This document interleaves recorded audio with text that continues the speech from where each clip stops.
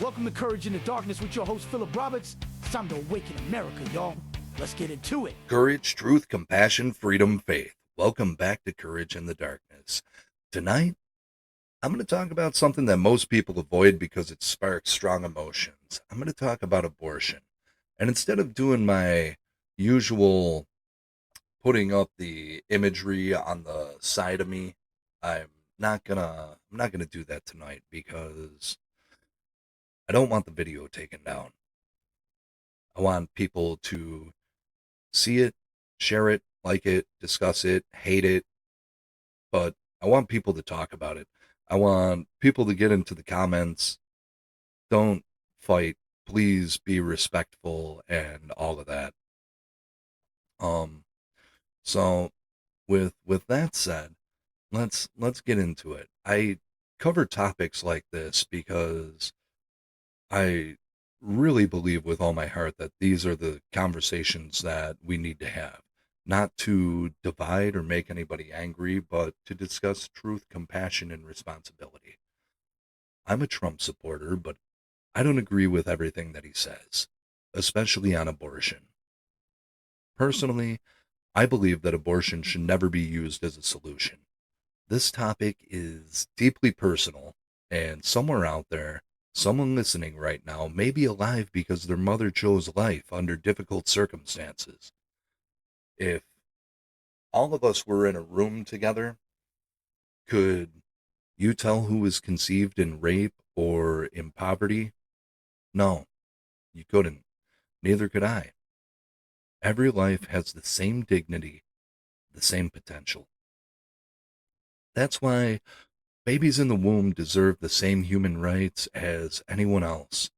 Today, we're going to talk about when life begins, the reality of what an abortion actually is, why doctors performing these procedures aren't being prosecuted, the history and funding of Planned Parenthood, Roe versus Wade, and the information that's deliberately being withheld from women. We'll discuss the long-term effects that women aren't told about, what happens during an abortion procedure, and why we desperately need legislative reform. This episode isn't about blaming women. It's about shining light on the truth, offering hope, and understanding that life is sacred. Most women getting abortions have no idea what they're actually agreeing to, and they're not shown ultrasounds. They're not told about the psychological trauma that could follow them for years, and they're certainly not shown what the procedure actually looks like. So let me be direct. Life begins at conception, and this isn't a religious opinion or a political stance. It's a biological fact. From the moment a sperm meets an egg, a unique human DNA sequence exists that's never existed before and will never exist again. This is a human being at the earliest stages of development. Every heartbeat, every developing organ, every cell in that tiny body is unmistakably human. And if life begins at conception, then ending that life is murder. Let's not dance around it with euphemisms. We're talking about the intentional killing of a human being. So here's my question. If abortion is the ending of a human life, why aren't these doctors performing these procedures being charged with murder? Why do we have laws that will prosecute someone for double homicide if they kill a pregnant woman, recognizing the unborn child as a victim, but those same laws allow a doctor to end that child's life in a clinic without consequence? This is the legal and moral contradiction we're living with. Either the unborn child is a human being with rights, or it isn't. You can't have it both ways. The law can simultaneously recognize an unborn child as a murder victim in one context and as disposable tissue in another. This inconsistency exposes the lie that we've been sold. We need serious legislative reform. We need laws that recognize life at conception and protect those lives accordingly. If we truly believe that all human beings have inherent rights, life, liberty, the pursuit of happiness, then those rights must be extended to the womb. Anything less is selective justice, and selective justice is no justice at all. Some people use terms like fetus or even call the unborn a parasite to make ending a pregnancy feel acceptable. A fetus is simply the Latin word for offspring or young one. Calling a human fetus a parasite is scientifically inaccurate and morally reprehensible. A parasite is a foreign organism feeding off a host from a different species. A child in the womb isn't foreign, it's the same species as the mother, a human being growing inside of another human being. This is biology, not opinion. Words matter. Again, I find myself saying that over and over and over. Language shapes how we think about morality. When you dehumanize something, it becomes easier to destroy it. That's exactly what's happened with abortion. Change the language, change the perception, and suddenly ending a life doesn't seem so bad. But no amount of linguistic manipulation changes the reality. Abortion stops a beating heart. It ends a human life. Here's what makes this even more tragic. Most women seeking abortions are completely uninformed about what they're actually doing and what it'll cost them. The abortion industry thrives on keeping women in the dark. Let's start with ultrasounds. Why do you think abortion providers resist ultrasound requirements so fiercely? Because they know what'll happen when a woman sees her baby on that screen. Studies have shown that when women are given the opportunity to see an ultrasound before an abortion, a significant percentage chooses life. They see the tiny fingers, the beating heart, the human shape, and suddenly this isn't an abstract concept anymore. It's their child. The abortion industry knows this. That's why they fight mandatory ultrasound laws tooth and nail. They frame it as harassment or unnecessary medical procedure. But the real reason is simple. Ultrasounds save lives. When women see the truth, many change their minds. Now let's talk about the procedure itself. If more people actually witnessed what happens during an abortion, public opinion would shift dramatically. I'm going to describe this because people need to know the truth. And I apologize in advance because it's disturbing. But that's exactly the point. During a surgical abortion, the baby is torn apart limb from limb. In many procedures, the abortionist uses forceps to grasp and pull off arms, legs, and other body parts. The baby's skull is then crushed to allow removal. Former abortion providers have testified about seeing babies struggle, try to move away from the instruments, appearing to fight for their lives. There's documented evidence of this through ultrasound imaging during abortion procedures. Think about that. A living human, a living human being, trying to escape, trying to survive. And we call this a medical procedure. We call this healthcare. There are videos, actual footage from former abortion doctors who left the industry, showing the baby's movements during the procedure. They describe it as the child seemingly calling out for help, recoiling from the instruments.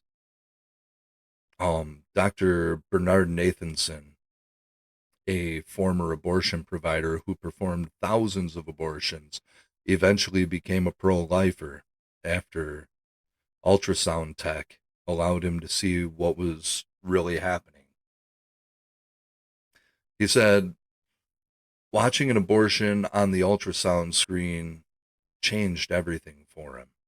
The child appeared to be screaming, though no sound could be heard. This is the reality that women are never shown. They're told it's just tissue, just a clump of cells, a simple procedure. They're not told about the humanity of what's being destroyed. They're certainly not shown images or videos of what's actually happening. Beyond the immediate horror of the procedure, there are long-term effects that women rarely, if ever, counseled about before their abortion. Post-abortion syndrome is real,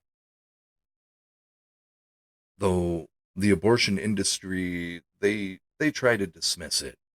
Women report years, sometimes decades of psychological trauma, depression, anxiety, guilt, shame, and grief that never fully goes away. Many women describe feeling like they lost part of themselves, like they can never undo what they've done. Anniversary dates become unbearable. They think about how old their child would be. They imagine what their son or daughter would have looked like. Some women experience relationship problems afterwards. They struggle with intimacy. They push away partners or future children because of unresolved guilt. Some turn to substance abuse, trying to numb the pain. Others become hypervigilant or overprotective of subsequent children, constantly afraid of losing them as a punishment for their choice. There can be physical complications too, increased risk of future pregnancy complications, potential fertility issues, and in rare cases, serious medical emergencies. But even when the physical recovery is smooth, the emotional and spiritual wounds often remain. And here's the devastating part: women are told that if they experience these feelings, there's something wrong with them. They're told that abortion is empowering, that it's just healthcare, that they should feel relieved. So when they don't, when they feel broken instead, they're left isolated, unable to talk about it, convinced that they're the problem. The abortion industry profits from keeping women uninformed. A woman who knows the truth about fetal development, who sees an ultrasound, who understands the long term psychological risks, she's far more likely to choose life. Information is the enemy of the abortion business. You can't understand abortion in America without understanding Margaret Sanger and Planned Parenthood. Sanger founded what would become Planned Parenthood in the early 20th century, and she wasn't simply advocating for women's health. She was a eugenicist who believed certain populations, particularly poor communities and communities of color, should be prevented from reproducing. Her own writings make this clear. She spoke at eugenics conferences. She corresponded with Nazi scientists. She advocated for forced sterilization and birth control distribution, specifically targeted at populations she deemed inferior. This wasn't subtle. This was explicit eugenics disguised as women liberation. Today, Planned Parenthood tries to distance itself from Sanger's worst statements, but the legacy continues. Look at where the clinics are located, disproportionately in low-income neighborhoods and communities of color. In some cities, black women have abortion rates 3 to 4 times higher than white women. This isn't coincidence. It's the continuation of Sanger's vision. Planned Parenthood receives over $500 million in taxpayer funding every year through programs like Medicaid and Title X. They'll tell you that federal money doesn't directly fund abortions, but that's a shell game. Money is fungible. When taxpayer dollars pay for their buildings, staff, utilities, and administrative costs, it frees up other resources for abortion services. We are all funding the largest abortion provider in America, whether we want to or not. And these guys are politically powerful. They spent millions on lobbying campaign contributions, almost exclusively to the politicians who support unrestricted abortion access. They've successfully framed their mission as women's healthcare while performing hundreds of thousands of abortions every year. They offer prenatal care and adoption referrals at a tiny, tiny fraction compared to their abortion services, despite claiming to be about comprehensive healthcare. The messaging is strategic and predatory. Women in crisis, facing poverty, instability, or fear, are told abortion is their only option. They're not connected with adoption agencies. They're not told about the financial assistance programs, community support, or the hundreds of thousands of families desperate to adopt. They're sold a quick fix that ends a life and often leaves them traumatized. Let's talk about Roe versus Wade. Roe versus Wade in 1973 wasn't just a Supreme Court ruling, it fundamentally altered American culture and law.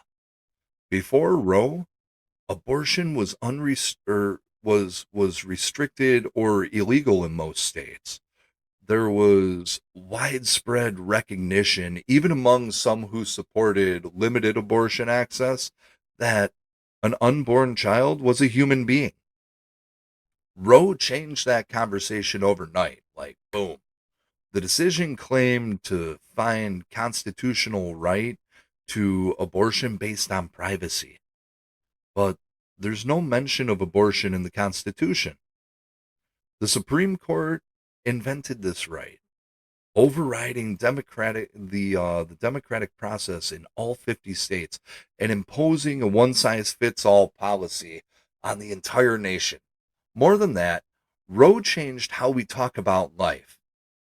Suddenly, baby became fetus, killing became terminating a pregnancy, abortion clinic became re- reproductive health care facility. The unborn child was transformed from a human being into an abstract concept. And once you dehumanize something, I'll say it again, it becomes much easier to destroy. Roe polarized America in ways we're still dealing with today. It divided the nation into pro choice and pro life camps with very little room for dialogue. It turned abortion into a political litmus test, and it created a culture where ending your child's life could be framed as empowerment and freedom. But freedom without responsibility isn't freedom, it's license to harm. God gave us free will. That doesn't make every choice we make morally acceptable. We have the freedom to commit murder, but it doesn't make it right. Roe versus Wade took the question of abortion out of the hands of voters and legislators and declared it was a constitutional right. That was judicial activism at its worst. The good news is that Roe was eventually overturned in 2022 with the Dobbs decision. The question of abortion was returned to the states where it belongs.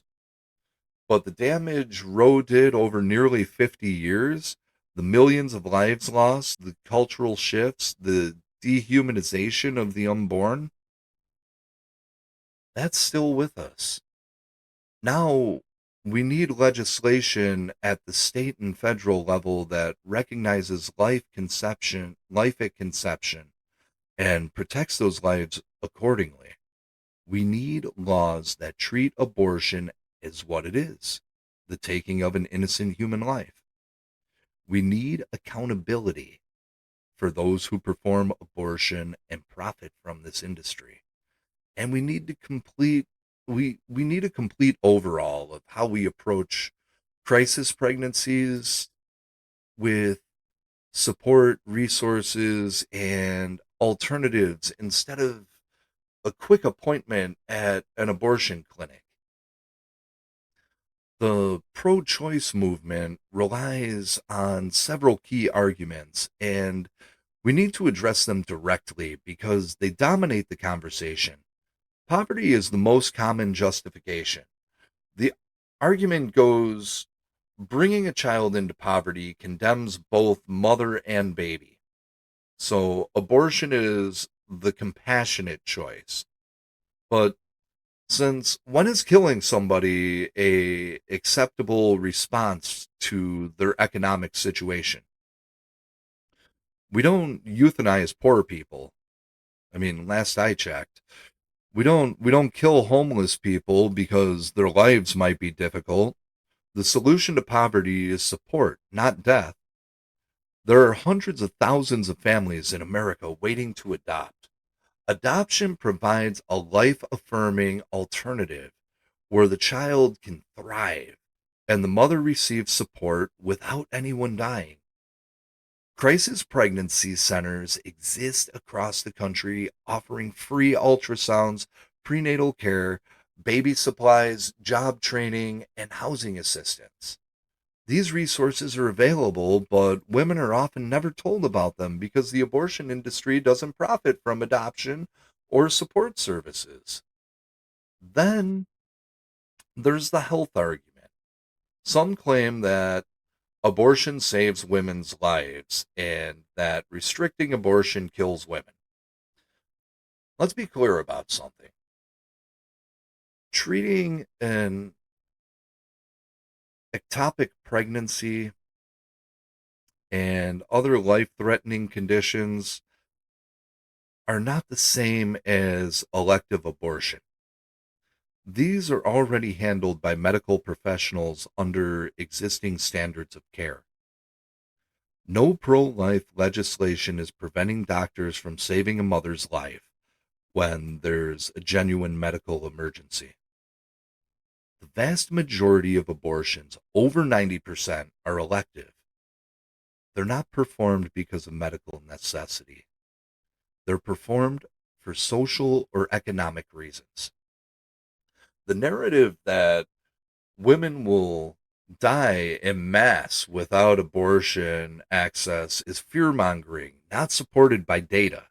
Maternal mortality is linked to factors like pre existing conditions, obesity, drug use, and lack of prenatal care, not abortion access. Some argue that abortion is compassionate because it prevents children from being unwanted or suffering. This is perhaps the most insulting argument of all. It assumes that life in difficult circumstances isn't worth living. It assumes you can predict somebody's future and determine they'd be better off dead. Many people who grew up in poverty in foster care or facing hardship go on to live meaningful, productive lives. Who are we to decide their lives weren't worth living? And let's talk about that word unwanted. Every year, couples spend tens of thousands of dollars, endure invasive medical procedures, and wait years for the chance to adopt a baby. There's no unwanted babies, only uninformed mothers who aren't connected with the families desperate to love their child. This isn't just a legal or political issue. It's fundamentally a moral and spiritual question about human dignity and God's design. Life is sacred from conception. God forms each person in the womb with purpose and intention. Every life, regardless of how it was conceived, whether in love or trauma, in wealth or poverty, has inherent value. Ending that life doesn't just rob the child of their future, it robs the world of their potential contribution. Think about the possibilities erased by abortion. The doctor who might have cured cancer, the engineer who could have solved the energy crisis, the teacher who would have inspired thousands of students, the mother or father who would have raised the next generation. We've lost over 60 million lives to abortion since Roe versus Wade. How many solutions to our problems were destroyed? How many acts of beauty and creativity will never exist? From a Christian perspective, every person is made in the image of God. That image bearing begins at conception, not at birth or at some arbitrary point of development. To destroy that life is to assault the image of God Himself. Supporting women in crisis doesn't require killing their children. It requires creating networks of support, offering practical help, connecting women with resources, and building communities that value both mother and child. It means churches stepping up, pregnancy centers expanding their services, and individuals choosing to foster or adopt. It means we put our money and time where our beliefs are. Understanding the issue isn't enough. We have to act. Every person listening has the power to create change. First, have conversations. Talk to friends, family, and community members about this. Share facts, share science, but do it with compassion. We're not trying to win arguments. We're trying to change hearts and save lives. Be bold, but be kind. Many people simply haven't thought deeply about the issue because they've only heard one side. Second, support women in crisis pregnancies. Volunteer at pregnancy centers. Donate to organizations providing prenatal care, housing, and job training. If you're in a position to do so, consider fostering or adopting. Open your home, your resources, and your time to mothers who need help. True compassion protects both mother and child. Third, educate people about what abortion actually is. Show them the ultrasound images. Share the testimonies from former abortion providers. Help them understand fetal development. When people see the humanity of the unborn child, opinions change. Information is the pro-life movement's greatest weapon. Fourth, push for legislative reform. Contact your representatives. Vote for candidates who will protect life at conception.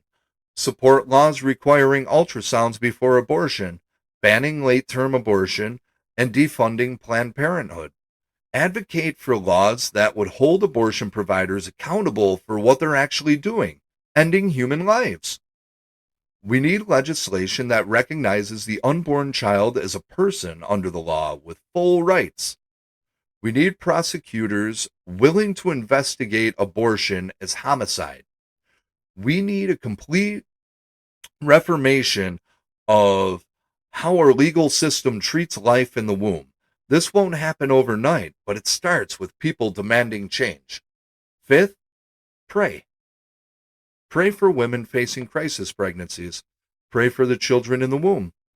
Pray for abortion providers, that their hearts would be changed and they'd leave the industry.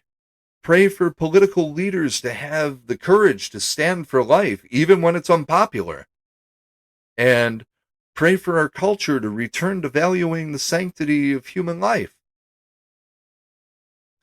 This has been one of the hardest conversations we can have, but it's necessary. Abortion is the defining moral issue of our time. Over 60 million lives have been lost in America alone since 1973. That's more than died in every American war combined. It's a Holocaust hiding in plain sight. Sanitized by medical language and protected by political power. But there's hope. When people see the truth, when they see ultrasound images, when they learn about fetal development, when they understand what abortion actually involves, hearts change. Women choose life. Communities rally to support mothers in need. Lives are saved. I want to leave you with this verse that captures everything we've discussed.